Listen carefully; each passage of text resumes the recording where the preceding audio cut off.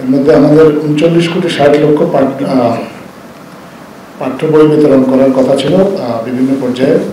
তার মধ্যে ৩৮,২৯,৬১,০০০ কপি ইতিমধ্যে ছাপা হয়েছে এবং এই ছাপা হওয়ার বই আসলে মোট বইয়ের ৯৭.২%। এই বইগুলো সেইভাবেই আসলে এর মধ্যে বিতরণ সম্পন্ন হয়েছে। ২,৩৭,০০,০০০ বই যেগুলো ছাপা হয়েছে কিন্তু এখনও বিতরণ করা সম্ভব হয়নি। এই বিতরণ বিষয়টা প্রক্রিয়াধীন।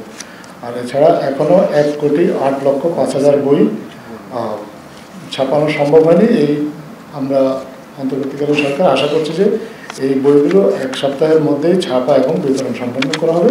সব মিলিয়ে পাঠ্যপুস্তকের যে বিলম্বটা সেটা হয়তো আর থাকবে না। আমরা আশা করছি যে মার্চের মাঝামাঝি সময়ের মধ্যে পাঠ্যপুস্তক সবগুলো ছাপা এবং বিতরণ সম্পন্ন হবে। যে বইগুলো এখন পর্যন্ত যে ১,০৮,০০,০০০ বই ছাপা হয়নি বা ছাপানো সম্ভব হয়নি সেগুলো মূলত শারীরিক শিক্ষা, গ্রন্থবিজ্ঞান এবং ক্যারিয়ার কাউন্সিল এই ধরনের বইগুলো।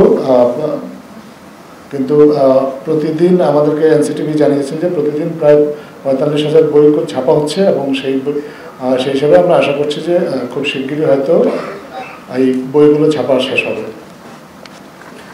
সরকারের পক্ষ থেকে একটা লক্ষ্যমাত্রা নির্ধারণ করা হয়েছিল যে আপনার ফেব্রুয়ারি ২৮ তারিখের মধ্যে সবগুলো বই বিতরণ করা সম্ভব হবে। সেটা সম্ভব হয়নি কারণ আমদানিকৃত কাগজ খালাস করতে কিছুটা বিলম্ব হয়, সেই বইগুলো ছাপানো সম্ভব হয়নি। তাছাড়া চীনের নববর্ষ ছিল, চীনের নববর্ষের কারণেও কিছুটা এই প্রক্রিয়াটা কিছুটা বিঘ্নিত হয়েছে। তারপরে নতুন করে আমরা একটা লক্ষ্য ঠিক করেছিলাম যে মার্চের ১০ তারিখের মধ্যে এই কাজগুলো সম্পন্ন করা হবে। আজকে মার্চের ১০ তারিখ, সেই লক্ষ্যমাত্রা অনুযায়ী যে এইটুকু অগ্রগতি হয়েছে সেটা আমরা আপনাদেরকে জানালাম। এইটার আপনারা অনেকগুলো কারণ জানেন যে এই বছর বই ছাপা হওয়ার বিলম্বর কারণগুলো এর আগেও আমরা আপনাদের সাথে শেয়ার করেছি। প্রথমত হচ্ছে যে এইবার শতভাগ বই বাংলাদেশে ছাপা হচ্ছে এবং শতভাগ বই ছাপা হওয়ার কারণে বাংলাদেশের মুদ্রণ শিল্প আপনার উপকৃত হচ্ছে। আরেকটা জিনিস সরকারের পক্ষ থেকে সবসময় নজর রাখা হয়েছে বইয়ের মানের ক্ষেত্রে। বইয়ের কাগজের মান এবং বাঁধাইয়ের যে মান এটা রাখার চেষ্টা করা হয়েছে।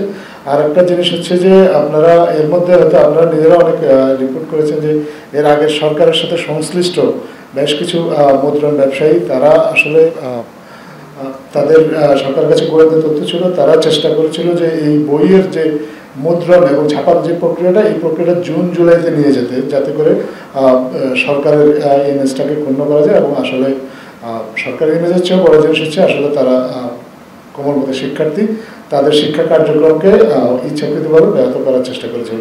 তো সরকারের এই বিষয়ে ব্যাপক গোয়েন্দা তৎপরতা ছিল এবং এই গোয়েন্দা তৎপরতার ফলে তাদের যে এই ষড়যন্ত্রগুলো বা তাদের যে চেষ্টাগুলো এগুলো ব্যর্থ করা সম্ভব হয়েছে।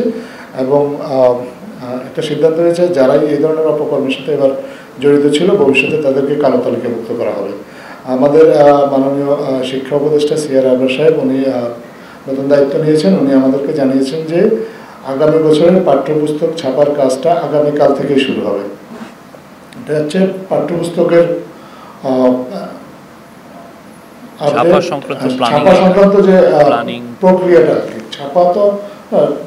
পুরো প্রক্রিয়াটা আগামীকাল থেকে শুরু হবে, যাতে আগামী বছর ছাত্রছাত্রীদেরকে নির্ধারিত সময়ের মধ্যে বইটা হস্তান্তর করা যায়। আর মাগুরার ধর্ষণের যে আনফরচুনেট ভিকটিম যে আমাদের যে শিশুটি হয়েছে, আপনারা দেখেছেন অন্তর্বর্তীকালীন সরকারের পক্ষ থেকে নিয়মিত তার স্বাস্থ্যের খোঁজখবর রাখা হচ্ছে। প্রধান উপদেষ্টার নিরাপত্তা উপদেষ্টা লেফটেন্যান্ট জেনারেল হাফিজউদ্দিন উনি এই বিষয়ে নিয়মিত আব্দুল হাফিজ উনি এই বিষয়ে নিয়মিত যোগাযোগ রাখছেন চিকিৎসকদের সাথে। আজকে উনি চিকিৎসকদের সাথে কথা বলেছেন। চিকিৎসকরা ওনাকে জানিয়েছেন যে শিশুটির শারীরিক অবস্থা খুব সামান্য উন্নতি হয়েছে, ওর কমান্ড লেভেল 3-এ ছিল, আজকে সেটা 5-এ উন্নতি হয়েছে। এবং সকালে শিশুটি প্রথমবারের মতো হাসপাতালে ভর্তি হওয়ার পর চোখের পাতা নেড়েছেন এবং তবে শ্বাসরোধের চেষ্টার কারণে তার মস্তিষ্কে অক্সিজেন সরবরাহ বিঘ্নিত হয়েছিল এবং মস্তিষ্কে পানি জমে গিয়েছিল, যেটা এখনো অপসারণ করা সম্ভব হয়নি। তার বুকের মধ্যে যে বাতাসটা জমেছিল সেটা দূর করা গেছে এবং চিকিৎসকরা আশাবাদী হয়তো তার স্বাস্থ্যের অবস্থা আর একটু উন্নতি হবে 2-1 দিনের মধ্যে। আজকে আমাদের স্বাস্থ্য উপদেষ্টা নূরজাহান বেগম এবং মৎস্য ও প্রাণী সম্পদ উপদেষ্টা ফরিদ আক্তার হাসপাতালে গিয়েছেন সিএমএইচে ওনার স্বাস্থ্যের নিয়মিত তার স্বাস্থ্যের অগ্রগতি এ বিষয়ে খোঁজখবর নিয়েছেন এবং চিকিৎসকদের সাথে কথা বলেছেন এবং প্রয়োজনীয় দিক নির্দেশনা প্রদান করেছেন। মোটামুটি পাঠ্যপুস্তক বিতরণে এরকমই সময় লাগে। আপনি যদি আমাদের কাছে যে তথ্য আছে তাতে আমরা যদি দেখি যে গত বছরও কিন্তু পাঠ্যপুস্তক বিতরণ শেষ হয়েছিল মার্চ মাসের 7 তারিখ। সেই হিসাবে এইবার যে খুব বেশি বিলম্ব হয়েছে এরকমটা বলা যাবে না।